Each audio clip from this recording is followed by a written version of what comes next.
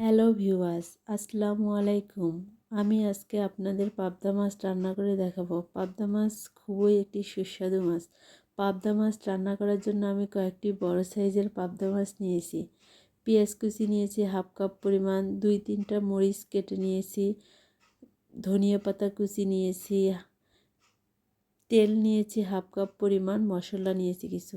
এবার একটি ফ্রাই প্যানের মধ্যে আমি হাফ কাপ পরিমাণ তেল দিয়ে দিব।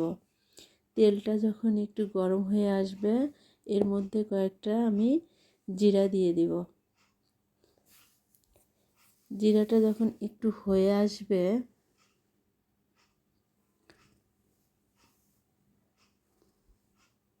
ভাজা ভাজা যখন একটু হয়ে আসবে তখন আমরা হাফ কাপ পরিমাণ পেঁয়াজ এবং মরিচ দিয়ে দিব। পেঁয়াজটা একটু যখন বাদামি কালার চলে আসবে তখন আমরা মশলাগুলো অ্যাড করব। আমরা পেঁয়াজগুলো একটু নেড়ে চেড়ে নিব।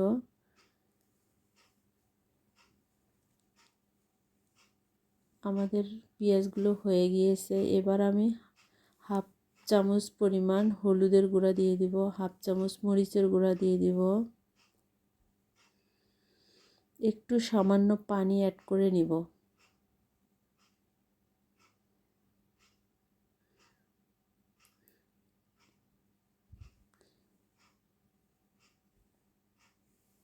এবার জিরা বাটা দিয়ে দিব 1 চামচ।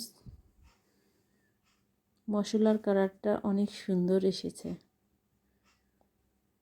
এবার আমি ধনিয়া গুঁড়ো দিয়ে দিব হাফ চামচ। লবণটা আপনারা স্বাদ মতো দিয়ে নেবেন। এবার আমি মাছগুলো দিয়ে দিব।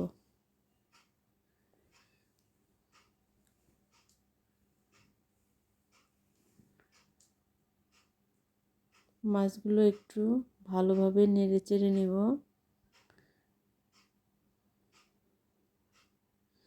পাবদা মাছ একটু নরম সাইজের, এই জন্য একটু সাবধানে নেড়ে নিতে হবে। একটু সাবধানে নাড়লেই আর সমস্যা হবে না, ভেঙে যাবে না। এ পর্যায়ে আমি একটু হয়ে আসলে তখন আমি পানি অ্যাড করে নেব। হাফ কাপ পরিমাণ পানি অ্যাড করে দিয়ে দিব।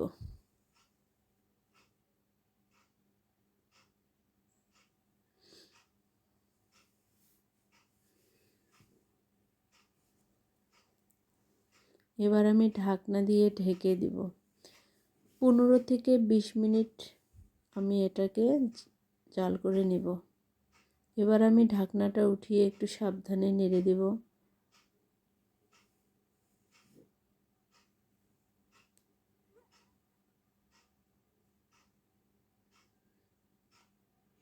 আমি এখনও ধনিয়া পাতা কুচিটা অ্যাড করি নাই, আমি একটু পরেই ধনিয়া পাতাটা দিয়ে দেই। এবার আমি ধনিয়া পাতাগুলো দিয়ে দিলাম।